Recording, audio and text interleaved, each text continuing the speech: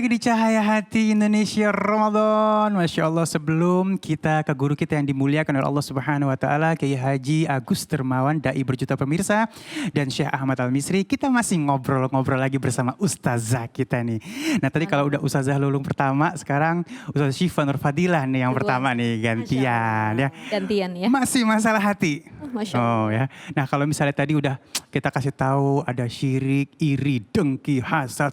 Kadang-kadang ada orang yang GG juga, bahasa sekarang kan GG Apa banget. tuh GG? Nggak apa-apa deh, gue sombong, gak ada masalah. Nah, udah sombong banget, ada yang begitu tuh. Nah sekarang mungkin kita kasih tahu nih, bahayanya penyakit hati itu gimana tuh. Silakan Ustazah. Ya. Bismillahirrahmanirrahim. Allahumma sholli ala Sayyidina Muhammad wa ala ali Sayyidina Muhammad. Meneruskan dari yang tadi ya, kita bahas subhanallah. Bahaya penyakit hati. Jadi saya ulang sedikit, kalau penyakit jasmani yang Allah beri, ketika kita sabar dengan penyakit itu, maka Allah ampuni dosa-dosa kita. Makanya orang sering bilang sabar ya dengan penyakitnya, nanti dosa-dosanya diampuni. Atau ketika kita setelah bermaksiat pasti dikasih sakit sama Allah, itu tandanya Allah mengampuni dosa-dosa kita. Itu salah satu cirinya gitu.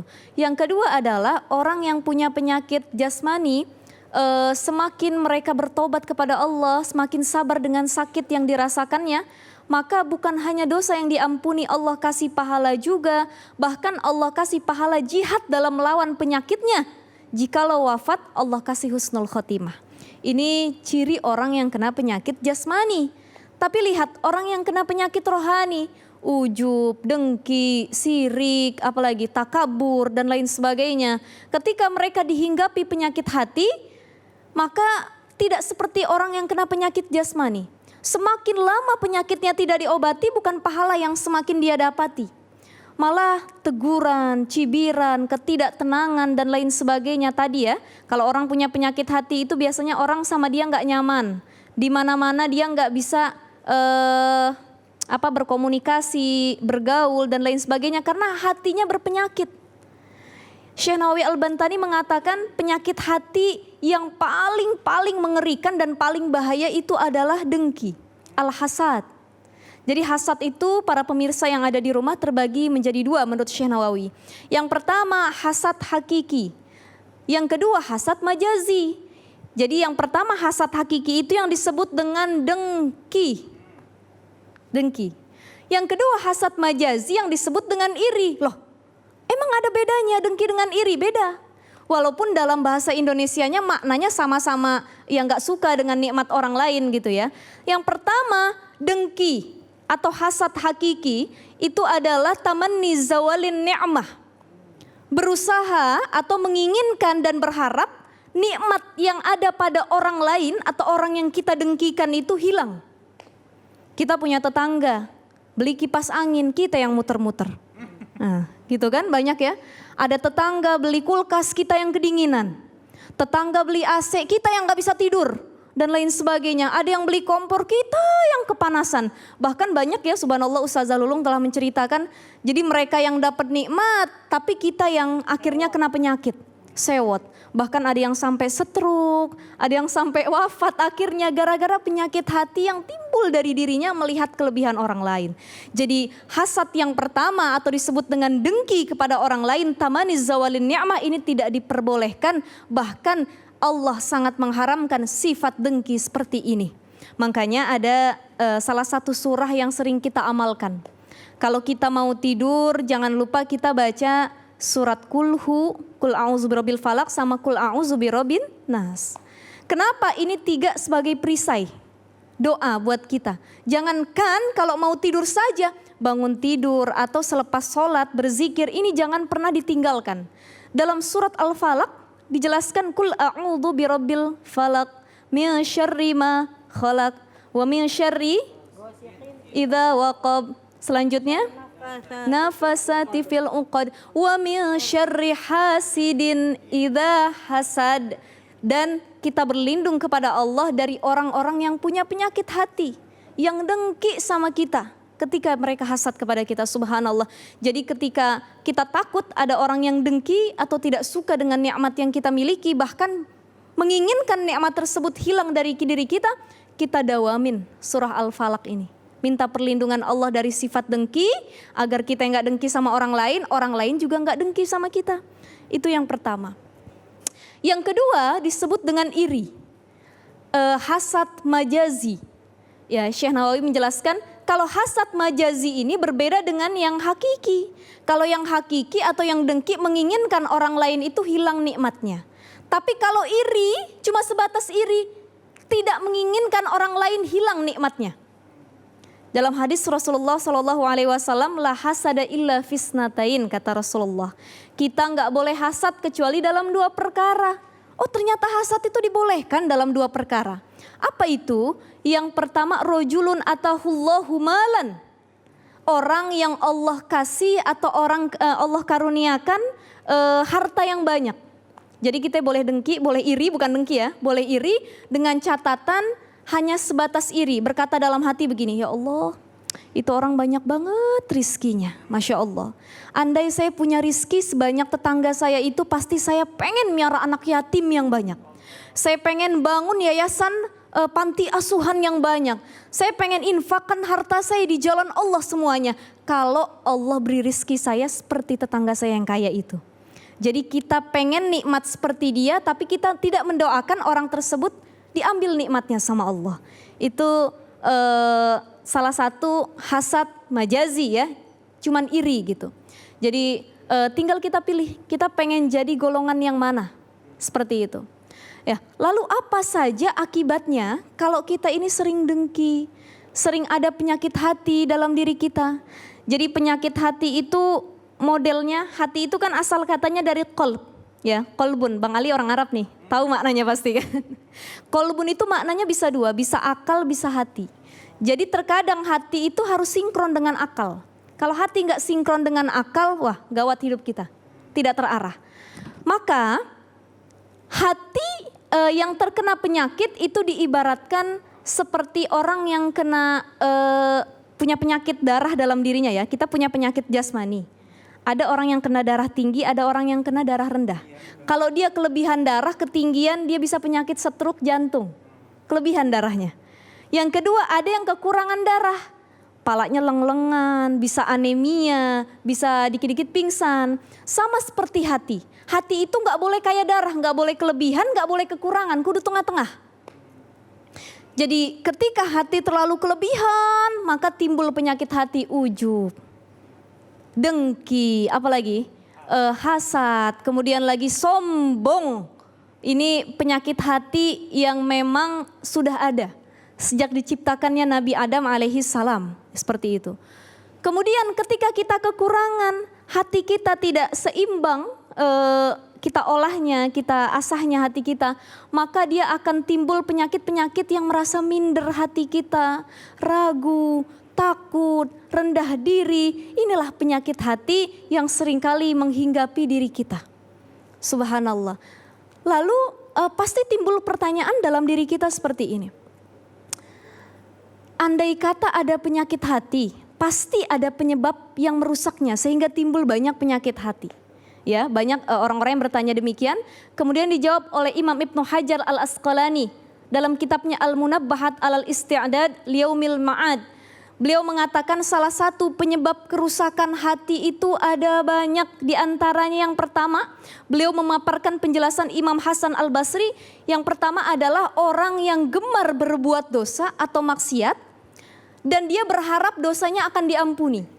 Padahal dia nggak tahu apakah besok dia masih hidup, apakah besok dia masih bisa narik nafas, beraktivitas seperti sedia kala. Itu yang pertama. Jadi belum tentu juga Allah mengampuni dosanya. Ini yang pertama, hal yang bisa merusak hati kita sehingga hati kita ternoda dan masuk banyak penyakit hati di dalamnya. Yang kedua adalah banyaknya orang berilmu tapi tidak mengamalkan.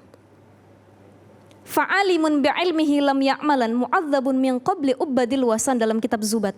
Jadi pertama kali yang disiksa itu ternyata guru, orang yang punya ilmu. Makanya kadang-kadang menyampaikan ini juga takut-takut gitu. Abis nyampein kita muhasabah, ya Allah udah saya kerjakan atau belum. Jadi ada 2 tipe kenapa orang tidak mengamalkan ilmunya. Yang pertama, dia punya ilmu banyak, sangat pintar, sangat alim. Tapi dia tidak punya keberanian untuk menyampaikannya, maka ilmunya hanya sebagai koleksi belaka.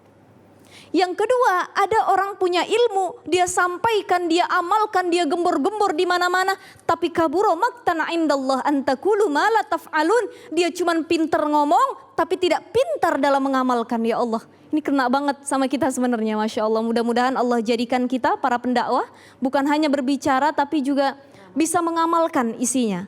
Selanjutnya yang ketiga, yang bisa merusak hati sehingga menimbulkan penyakit hati adalah kita ketika beramal tidak ikhlas karena Allah, tapi masih ingin dipandang oleh manusia. Itu yang ketiga. Yang keempat adalah menggunakan nikmat Allah tapi tidak pernah bersyukur kepada Allah.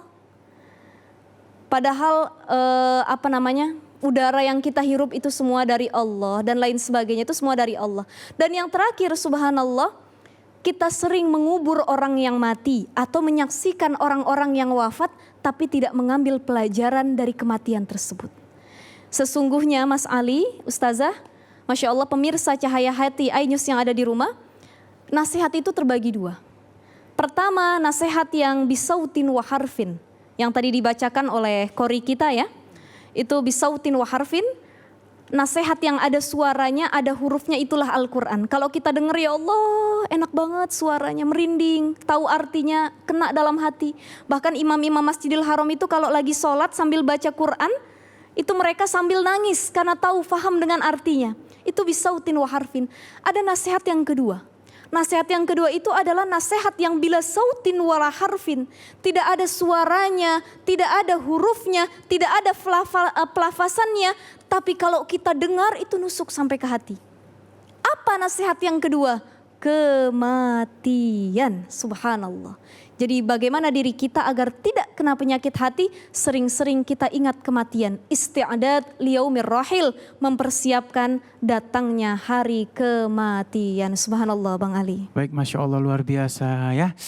Baik, memang penyakit hati ini harus kita sikapi setiap detiknya, setiap waktunya. Jangan pernah lepas istighfar mungkin pada saat kita melakukan penyakit hati ini. Sehingga penyakit itu tidak nempel dan melekat di hati kita, nutupin nur dari Allah Subhanahu wa Ta'ala untuk masuk ke dalam hati kita ya. Baik, Ustazah Lulung mungkin boleh ditambahkan sedikit nih mengenai bahaya penyakit hati ini. Baik pemirsa Cahaya Hati yang dirahmati Allah, bahaya penyakit hati bahaya nggak sih? Ya bahaya. Kadang-kadang kalau kita dalam pergaulan nih misalnya ya pemirsa, kita punya rasa tadi iri dengki. Itu pasti yang tadinya temannya 10 orang bisa jadi tinggal 2 orang. Benar. Terus kalau nggak main sama dia lagi sih ngapain? Apa-apa dikomentarin, apa-apa dikomentarin ya kan? Apa-apa dia tuh selalu iri. Padahal juga kita kan di sini kan berusaha misalnya. Nanti gimana dia mau punya apa-apa dia aja males. Ya ada kan tadi pada saling julid. Jadi bahaya pertama adalah akhirnya kita nggak punya teman.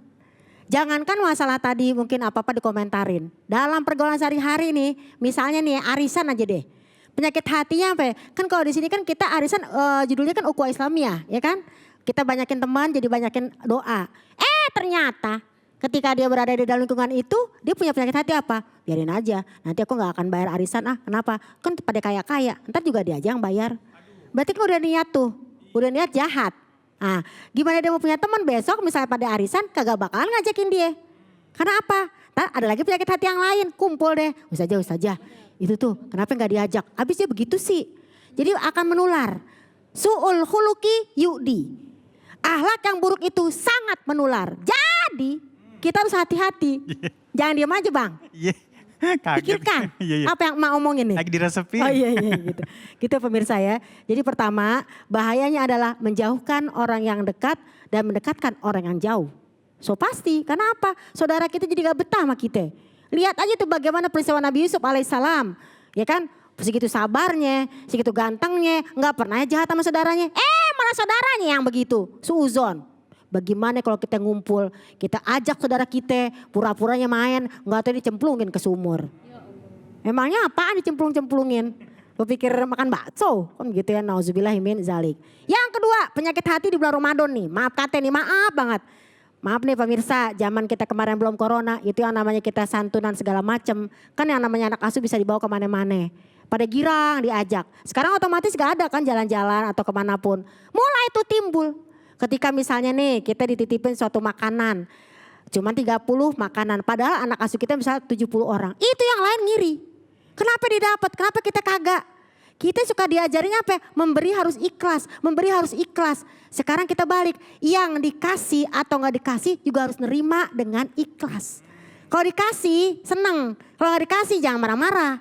Karena biasanya marah itu ada dua pemirsa. Pertama ada marah namanya godop. Apa tuh godop? Godop itu yang namanya di luar kontrol. Over. Wah over, tuh tahu sendiri kan, bisa ngamuk. Yang namanya panci mungkin dibanting, ya kan? Piring dibanting. Besok dia beli lagi piringnya. Kesel juga. Itu godop. Tapi kalau sahito, yashotun, marahnya nggak dikeluarin, tapi di sini. Ini penyakit hati juga nih, dampaknya pusing pala. Fisik kita, kenapa? Nah ada dalam surat At-Taubah ayat 58. Ya kan? Ada di antara kita ini, di antara kalian, ketika diberikan sesuatu, yalmizuka, yaitu mereka menghinamu. Ya kan? Kenapa menghina? Fa'in u'tu, jika mereka dikasih, rodu, mereka redo. Ada gak orang kayak gitu? Gue dapet nih gitu kan. Pembagian apapun. Tapi ketika fa'in lam yu'to, jika tidak diberikan, hum yashotun, mereka marah-marah. Tapi gak kelihatan marahnya. Maaf ya ibu gak dapet ya. Iya gak bapak, padahal ntar besoknya dia ngomong. Kesel banget tuh gue tuh sama dia tuh. Oh kagak ngasih gitu saja. Nih rese nih Ustazah nih kagak ngasih saya. Misalnya na'udzubillah himin. Jadi yashotun tuh marahnya gak di depan orangnya tapi nanti. Jadi pada saat dia bilang gak apa-apa ya gak dapet ya anak ya gantian misalnya. Iya bu, iya bu Asu gitu-gitu. Di belakang masa sama kita kagak dikasih. Nah dia ngomel. Jadi banyak banget ya dalam kehidupan kita sehari-hari. Bahkan ada seorang ibu sama seorang anak bisa berantem cuman gara-gara pembagian seperti itu. Itu sampai sekarang tuh ada ya satu peristiwa ya pemirsa yang mana anak sama orang tua kagak ada bayannya dari mulai Ramadan pertama, coba itu. Ini karena hasil curhat seseorang.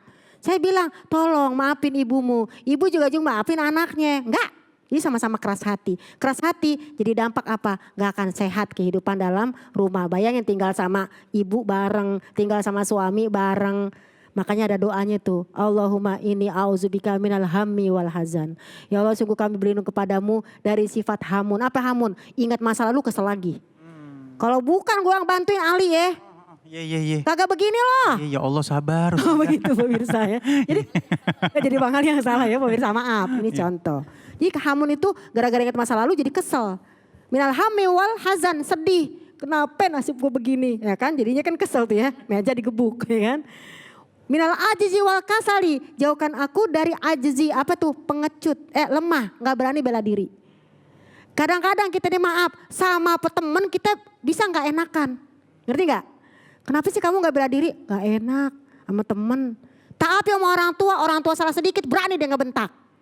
Padahal di dalam Al-Quran, falatakul lahuma ufin, ini kita. Ya mudah-mudahan kita jangan sampai kayak gitu ya Bu Ustazah ya. Jadi kadang kita sama teman bisa gak enakan. Kok lo gak berani marah sama dia? Gak enak, kan gue gak punya temen. Giliran sama orang tua aja salah dikit, orang tua bisa dibentak. Ada yang kayak begitu? Ada gak? Ada, iya ya Allah. Kebawa galaknya. Iya. Dan yang ketiga, minal ajizi wal kasali. Kasal, ini anak zaman now nih, males banget. Inilah kalau kata bahasanya, tumben nih ya, sejak bujak katanya. Seumur-umur, ya enggak? Seumur-umur, inilah rebahan yang diridhoi oleh Allah. Dan rebahan yang didukung oleh yang namanya pemerintah. Kenapa? Kita gak boleh keluar. Iya benar. Akhirnya tuh bocah pada rebahan semuanya. Kalau rebahannya diisi dengan ngaji mah enak. Ini rebahan mulu, jangan dong seperti itu. Ngaji juga, jangan dijadikan yang namanya ini menjadi alasan untuk males-malesan. Minal ajizi wal kasal, ini juga penyakit. Minal ajizi wal kasali wa minal jubni wal bukhli, pengecut dan kikir. Tadi yang udah kita bahas. Wa min golabati dain wa qahri rijal. Jauhkan kami dari golabati dain, ngutang. Ngutang sana, ngutang sini. Ya Allah. Gara-gara apa? Budget pas-pasan, jiwa sosialita. Nah ya Allah berat itu. Repot itu. Ya kan Bo, ya kalau gak mampu ya gak usah. Udah, iya. Ya, jadi dalam keluarga besar kita, doakan orang tua kita, doakan anak-anak kita. Semoga tetap punya rasa syukur, rasa sabar di musim seperti sekarang ini. Gak usah namanya kita berantem, apalagi di sosial media ini Ramadan. Astagfirullahaladzim, mudah-mudahan Ramadan kita berarti. Jangan sampai Ramadan itu berlalu, kita seperti zaman lagu yang dulu. Aku masih seperti yang dulu. Masa masih kayak dulu aja? Iya. Ada perubahan dong. Iya dong. Ada perubahan dalam hati kita ini. Karena apa? Ini yang disebut dengan pemenang. La'allakum tattaqun. Mudah-mudahan ya Bu ya. Kita doain semuanya nih yang pada sakit-sakit. Semoga Allah angkat penyakitnya. Allah sehatin badan kita. Allah berkahi rezeki kita. Allah mudahin urusan kita. Amin. Allah lunasi utang-utang kita. Amin. Amin. Ya Rabbal Ya Allah Alamin. Kirim. Allahumma sholli wa sallim wa barik alaih. Gitu loh Baik. kira-kira Bang Ali. Iya. Saya semangat karena saya Nggak kepengen apa-apa. biar kita semua pada sholat. Pada semangat juga semuanya di Semangat rumah gitu. pastinya ya, Masya Allah ya. Baik, memang guru-guru kita pernah bilang di dalam diri kita ada segumpal daging, Daging. ya kan.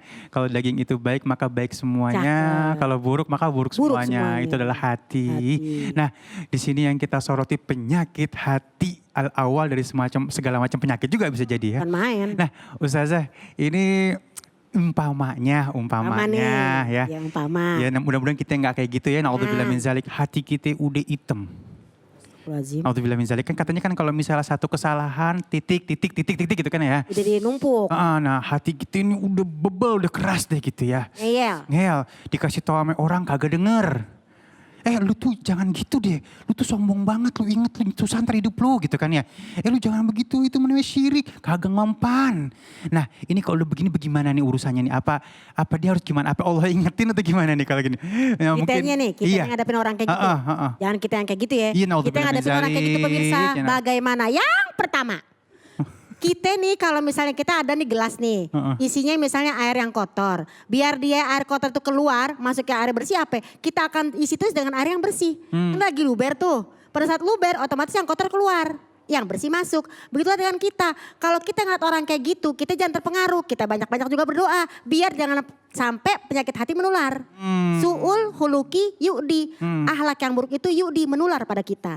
Dan kalau kita ngasih tahu dia masih ngeyel juga, jangan sedih. Dalam surat Yunus ayat 99 sampai 100, yang namanya hidayah itu milik Allah. Afa anta tukrihun nasa? Apa kamu mau benci sama manusia? Aduh. Ya, apa kamu akan benci sama manusia ketika mereka tidak beriman? Artinya apa? Boleh nasihatin, boleh ngasih tahu. Tapi jangan sampai ada kita kesel, benci sama dia. Kenapa? Yang namanya hidayah bukan milik kita. Karena apa? Yang namanya orang beriman itu jami'an itu dari Allah Subhanahu wa taala. Jadi kitanya yang santuy. Benar-benar Ya, ya. jangan nyolot. Tinggal doain dalam hati Allah. Doain aja ya Allah, mudah Allah bukain hatinya gitu ya. Iya, emang batu banget tuh. Ya Allah dilanjutin. Nah, mungkin Ustazah Syifa sedikit ada yang ingin Masya Allah, saya ditambahkan. menambahkan sedikit. Ya. Hati itu kan terbagi 3 ya. Ada yang qalbun salim, illaman atahullahu biqalbin salim, ini yang selamat. Yang hatinya salim, selamat, tidak ada penyakit di dalamnya. Ada yang kedua qalbun marid. Qalbun marid itu yang tadi Bang Ali sebutkan, masih ada noda-noda di dalamnya. Tapi noda-nodanya masih sedikit. Sholat masih jalan, ibadah jalan, zakat, sodakohnya rajin. Tapi juga punya penyakit hati, itu namanya qalbun marid. Punya penyakit di dalamnya. Bisa disembuhkan, bisa. Dengan cara-cara yang tadi sudah kita sebutkan tentunya. Dan ada yang ketiga, ini sudah mengeras, sudah hitam, sudah beku hatinya. Yang dinamakan dengan qalbun mayyit. Hati yang sudah mati. Jadi kalau udah mati itu kan susah dihidupin. Kalau orang sakit masih bisa dibantuin dengan alat-alat yang lain sehat kan. ya. Masih sehat. Yang di dalam ICU saja masih hidup itu. Walaupun penyakitnya sudah sangat berat sekali.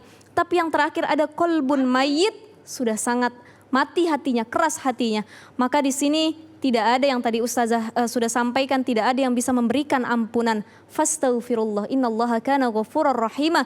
Hanya Allah yang bisa memberi ampunan kepada orang tersebut gitu. Masya Allah, luar biasa ya. Mudah-mudahan kita terhindar dari yang namanya penyakit hati. Dan mudah-mudahan Ramadan ini membersihkan hati kita ya. Amin, dari segala macam penyakit-penyakit hati. Baik, terima kasih Ustazah ilmunya dan pemirsa di rumah. Seperti janji Ali ya, nanti kita akan bertemu dengan guru kita yang dimuliakan oleh Allah Subhanahu wa taala, Al-Ustadz Syekh Ahmad Al-Misri, dengan cara sederhana mengobati hati lebih dalam lagi ya. Tetap bersama kami di Cahaya Hati Indonesia Ramadan.